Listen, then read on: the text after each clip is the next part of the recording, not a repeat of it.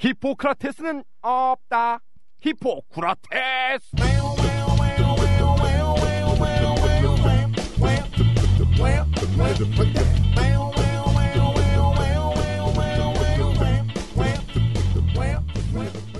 안녕하세요. 청년의사신문 송수연 기자입니다. 매번 세 분의 패널들과 함께 이렇게 방송을 진행해 왔는데요. 오늘은 저 혼자 마이크를 잡았습니다. 이렇게 혼자 용감하게 마이크를 잡은 이유는요. 최근 발생한 흔히 그 초고도 비만녀 사망 사건이라고 하면 아시는 분들 많을 텐데요. 이 사건으로 인해서 좀 왜곡된 의료 정보들이 그 온라인상에 쏟아지고 있는 상황이 계속되고 있어서요. 아무래도 우리 히구라 청취자분들에게는 좀 더 이 사건과 관련된 좀 더 정확한 정보를 전달해 드릴 필요가 있다. 이렇게 생각이 돼서 이번 방송을 마련했습니다. 우선은 해당 사건을 잘 모르시는 분들이 계실 것 같아서요. 사건 개요부터 설명을 해드리면요. 지난 9월 22일 20대 여성이 대구 달서구 한 모텔 화장실에서 숨진 채 발견됐습니다. 지난해 케이블 TV 그 TVN의 프로그램인 화성인 X파일에 초고도 비만녀로 출연했던 여성이었는데요. 당시 체중이 130kg이 넘었던 이 여성은 올해 초 또 같은 프로그램을 통해서 위밴드 수술을 받고 운동요법 등을 통해서 최근에 체중을 70kg까지 감량을 하면서 이제 유명세를 탔습니다. 아무래도 요즘 많은 분들의 다이어트에 관심이 많다 보니까 덩달아서 이번 그 위밴드 수술이며 운동요법으로 70kg까지 감량을 했다. 이 하나만으로도 많은 사람들의 관심의 대상이었던 그런 여성이었는데요. 근데 이 여성이 갑자기 사망을 하면서 이 여성의 사망 원인이 위밴드 수술 때문일 수도 있다. 이런 주장이 나왔고요. 또 관련 보도들도 많이 쏟아졌습니다. 이렇게 사망 원인을 위밴드 수술로 추측한 보도들이 쏟아지니까 이 여성의 위밴드 수술을 시행했던 병원의 그 법률 자문을 맡고 있는 법무법인 측이 사망 원인을 위밴드 수술로 추측한 일부 기사를 언론중재위원회 측에 제소하는, 그러니까 정정보도를 신청하는 그런 상황까지 이르렀는데요. 그만큼 많은 사람들이 위밴드 수술뿐 아니라 고도 비만 수술로 인한 부작용과 위험성 이런 걸 걱정하고 있다는 반증이기도 할 텐데요. 그래서 히구라에서는 좀 더 정확한 정보를 청취자분들에게 제공하기 위해서 전문가를 모셨습니다. 두 번의 암 수술로 8개의 장기를 잘라내고도 완치 판정을 받은 암 생존자가 있다. 대장암 사기로 대장과 직장을 잘라내고 위암 사기로 위, 부신, 비장, 췌장, 십이지장, 소장을 잘라냈다. KBS 강연 100도시에 출연하여 생존율 1%의 기적을 이야기한 저자 황병만. 암 극복 비결이 된 암을 이긴 7가지 습관을 공개한다. 국립암센터 이진수 원장이 강력 추천한 암을 이긴 7가지 습관.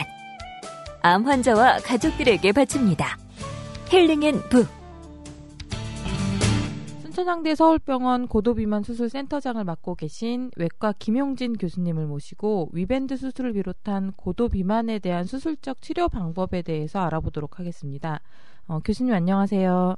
네, 안녕하세요. 네네. 네. 우선 좀 명확한 정리를 하고 시작해야 될 것 같아서 고도 비만이라고 하면 어떤 환자를 말하는지를 좀 설명해 주셨으면 하는데요. 네, 이제 비만을 평가하는 기준이 이제 가장 객관적으로야 이제 몸에 있는 지방량을 측정하면 가장 좋은데요. 네.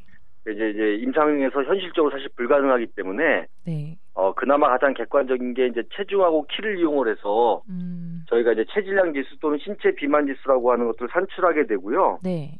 그래서 보통 그 신체 비만 지수가 30을 넘어가게 되면 이제 고도 비만이라고 하게 되는데요. 네.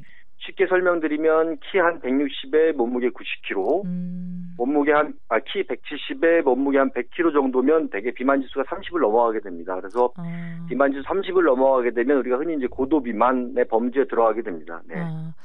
이런 고도 비만 환자들을 치료하는 방법에 이렇게 수술적인 방법과 비수술적인 방법이 있는 걸로 제가 알고 있는데요. 네, 물론이죠. 네. 그 치료 효과 면에서는 어떤 방법이 좀 더 효과적인 건가요?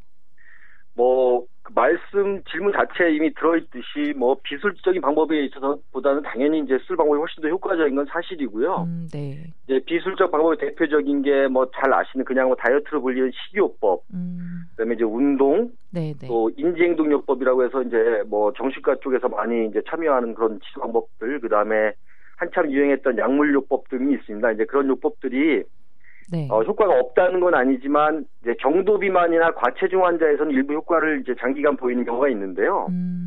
고도 비만인 경우에는 일시적인 효과 외에 장기적으로 예를 들어서 2년, 3년 이상 이렇게 뚜렷하게 우리가 원하는 정도의 치료 감량 효과를 보이는지는 못하고요.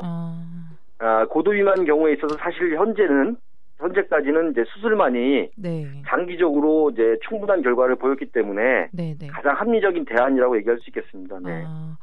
얼마 전에 교수님께서 당뇨병을 동반한 고도 비만의 수술 치료가 아주 효과적이다 이런 연구 결과도 발표하신 걸로 제가 알고 있는데요. 네. 내용 좀 설명해 주신다면요. 제가 지금까지 수술했던 환자 중에 약 25%, 그러니까 4명당 1명꼴로 당뇨를 동반하고 있었고요. 네. 그 환자들을 이제 아직 긴 기간은 아니지만 평균 한 10개월, 길게는 한 4년, 짧게는 6개월 정도 이제 추적을 해봤을 때 당뇨 관련 약물을 모두 끊을 수 있던 환자가 이제 93%에 달하기 때문에 굉장히 좋은 결과를 보였고, 사실은 이제 저희 결과를 그냥 분석해 본 거고, 네. 이미 2011년도에 세계 당뇨협회에서 네. 비만 지수가 35를 넘어간 환자에서 당뇨가 조절되지 않는다. 즉 당화혈색소가 7.0%를 넘어가는 경우라면 수술을 우선시하고 있습니다. 그러니까 수술을 프라이어티를 주고요, 우선을 두고요. 네. 비만 지수가 30하고 35 사이인 경우에도 역시 당뇨가 조절이 안 된다면 네. 수술을 추천한다라고 되어 있고요. 근데 이제 여기서 조금 이제 서양인하고 아시아인하고 좀 다른 점이 있는데요. 네. 특히 동아시아인의 경우에는 워낙 복부 지방이 내장 지방이 많고, 네. 이제 그 복부 지방이라고 그러죠. 우리가 흔히 얘기하는 센트럴 오베시티에서 이제 배가 두꺼운 거죠. 네, 네. 이제 상하체는 좀 말라 있고, 그런 걸 고려했을 경우에 비만 지수 27.5까지 좀 낮춰서 수술이 하나의 치료 방법이 될 수 있다고 이미 권고를 했고요. 네. 우리나라 당뇨협회나 그 한국 당뇨병 그 교과서에도 이미 조절되지 않는 당뇨의 고도 비만 환자라면 수술을 고려할 수 있다라고 이미 이제 나와 있습니다. 그러니까 무슨 얘기냐면 이미 이제 1900년대 후반부터 2000년대까지 여러 가지 결과들이 쌓이면서 네. 당뇨를 동반한 고도 비만 환자라면 수술이 좋은 치료임은 이미 증명이 되어 있는 거였었고요. 안타깝게 우리나라가 이제 고도 비만 수술이 늦게 발전하다 보니까 네.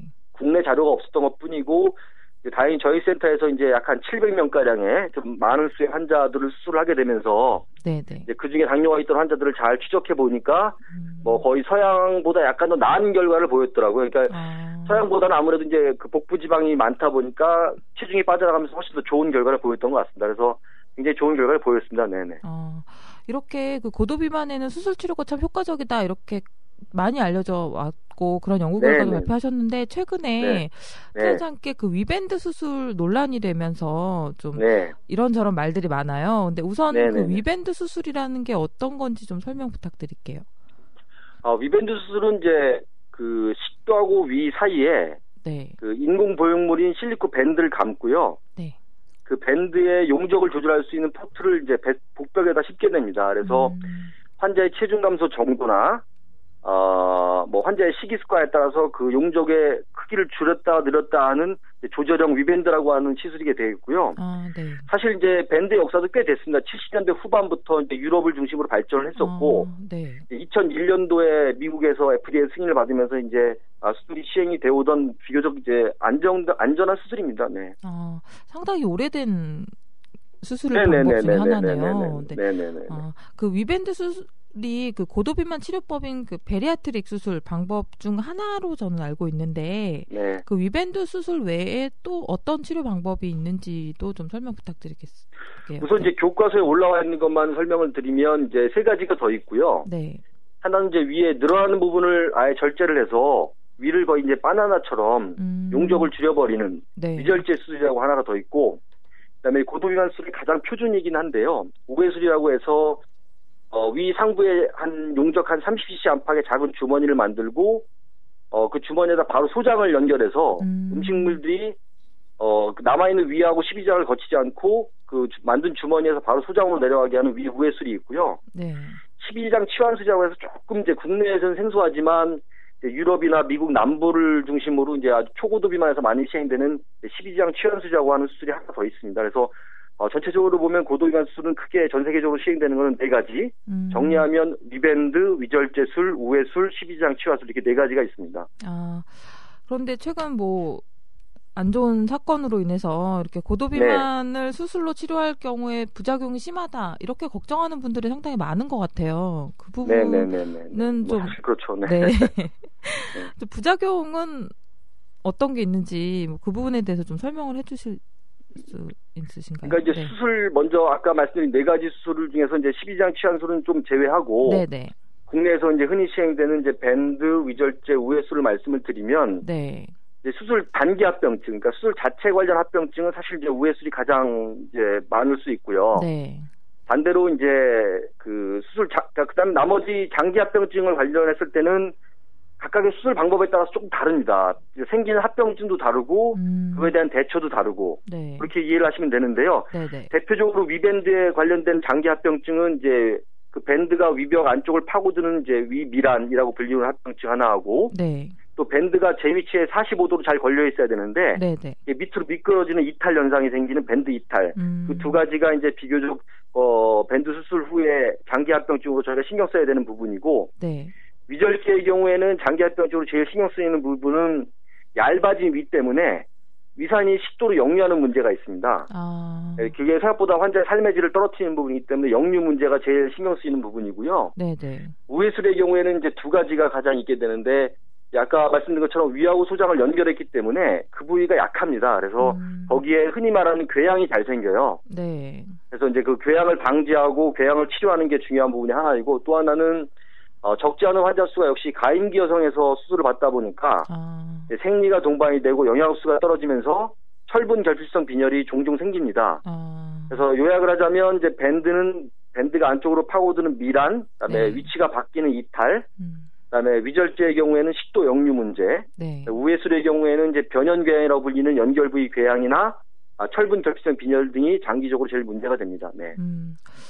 이게 이런 부작용에 대해서는 수술하실 때 충분히 설명을 하시겠지만 최근에는 또 사망 사건에 이런 고도 비만 수술 때문에 사망했다 이런 저런 보도들이 나오면서 고도 비만 환자들이 수술을 받아야 하는데도 좀 꺼리는 경향이 있다고 제가 들었거든요. 실제 현장 분위기에서도 그런 게 좀 느껴지시나요?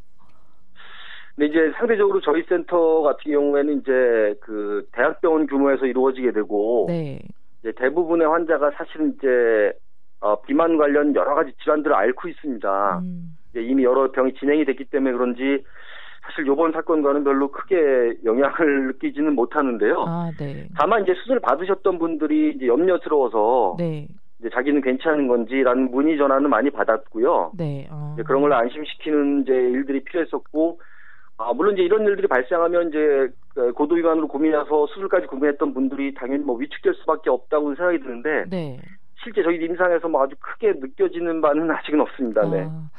교수님께서는 좀 큰 대학병원에 계셔서 그럴 수도 있다는 생각이 들기는 하는데 그런 수술적인 비만 치료 방법이 지금 개원가나 일반 병원급에서도 많이 이루어지고 있잖아요. 그래서 일부에서는 그만큼 안전한 수술입니다. 우선 말씀드리고 싶은 거는 근데 일부에서는 굳이 필요하지 않은데도 이 위밴드 수술이라는 이런 수술적인 치료 방법을 만병통치약처럼 이렇게 무분별하게 시행되고 있다 이런 지적을 하는 분들도 있어요. 이 부분에 대해서는 좀 어떻게 생각하시나요? 이제 거기에는 사실 양날의 칼이 있습니다. 아까 말씀드린 이제 우리가 고도 비만 범주에 들지 않은 환자의 경우에도 예를 들어서 이제 정신적으로 많이 이제 위축이 돼 있다거나 심한 우울증까지는 아니지만 정도의 우울증이 있다거나 또는 이제 체중에 대한 집착이 강해서 반복되는 지방흡입술을 받는다거나 여러 가지 다이어트에 많은 비용을 낭비하는 경우에 사실 고도비만 수술이 하나의 대안이 될 수는 있거든요. 근데 아직까지는 이제 여기에 대한 근거가 부족하다 보니까 일반적으로 시행하는 데는 분명히 문제가 있습니다. 그러니까 이제 이게 실제 임상에서 환자를 대하다 보면 많은 어려움, 그러니까 판단을 하는 데 있어서 어려움이 있는 건 사실이고, 그러다 보니까 이제 일부 우리가 흔히 우리 학회나 교과서에 있는 가이드라인에서 어긋나는 환자들이 수술을 하는 경우가 있게 되는데요. 네. 실제로 그분들의 결과도, 이거 제 개인적인 경험에도 일부 포함이 돼 있고요. 네네. 이렇게 학회에서 듣는 경험도 있고, 해외도 마찬가지고요. 네. 때로는 좋은 결과를 보이기도 하고 원치 않는 결과가 생기기도 하고 아직까지는 정답이 없다고 하나 말씀드릴 수 있고요. 네. 또 하나는 잘 알려진 이제 고도비만 치료 약물이었던 리덕티라고 하는 약물 자체가 네네. 한 2년 전쯤에 이제 심장 관련 문제 부작용 때문에 시장에서 퇴출 조치가 이루어집니다. 네, 그렇죠. 그러면서 사실은 이제 정도 비만을 조금 넘어선 상태, 고도 비만 전 단계에 있는 환자들의 치료 방법에 어려움이 많이 생겼거든요. 네. 그러면 사실 이제 해외의 경우에도 위밴드나 위절제 같이 조금 이제 안전한 고도 비만 수술들, 좀 더 이게 상대적으로 수술 범위가 넓지 않은 우회술이나 12장 치환술에 비해서 좀 규모가 작은 고도 비만 수술들이 종종 시행이 되고 있기 때문에 네. 그 자체를 다 잘못됐다, 너무 남용된다 이렇게 표현할 수는 없을 것 같고요. 네. 임상의하고 환자하고 충분한 사전 합의, 그 다음에 어떤 정신과적인 문제에 대한 진지한 고려, 이런 것들이 이루어진다면, 때로는 좋은 대안이 될 수도 있는데, 물론 이제 제가 이렇게 드리는 말씀은 상당히 개인적인 의견이고요. 네네. 아직까지 학회에서 인정되는 부분은 아니기 때문에, 네.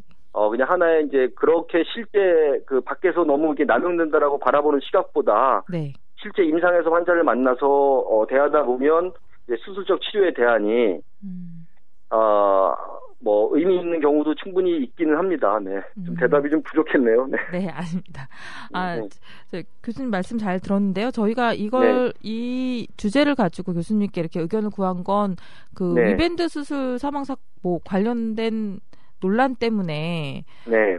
과도하게 공포감이 조성되고 좀 잘못된 상식들이 일반인들에게 알려지는 경향이 있어서 좀 더 정확한 정보를 전달했으면 좋겠다는 취지에서 마련됐던 거고요. 네네네. 충분히 이해합니다. 네. 마지막으로 국민들에게 당부하고 싶으신 말씀이 있다면 한마디 해주십시오. 이제 어찌됐건 고도비만 수술의 기본적인 원칙은 위에 물리력을 가해서 먹는 양을 줄여가는 수술이기 때문에요. 네. 아무리 이제 원래대로 돌릴 수 있다라는 위밴드의 장점이거나 이제 위절제가 비교적 간단한 수술이라는 이런 이제 말들이 있긴 하지만 그래도 굉장히 신중한 판단이 필요하고요.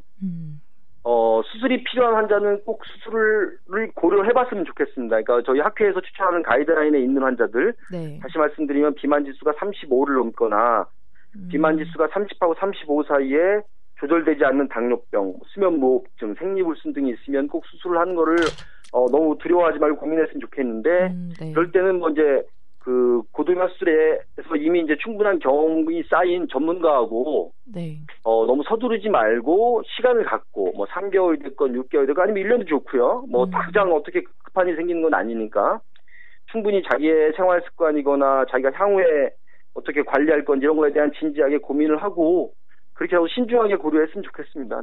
네. 네, 교수님 말씀 감사합니다. 네. 지금까지 순천향대 서울병원 외과 김용진 교수님과 함께했습니다. 감사합니다.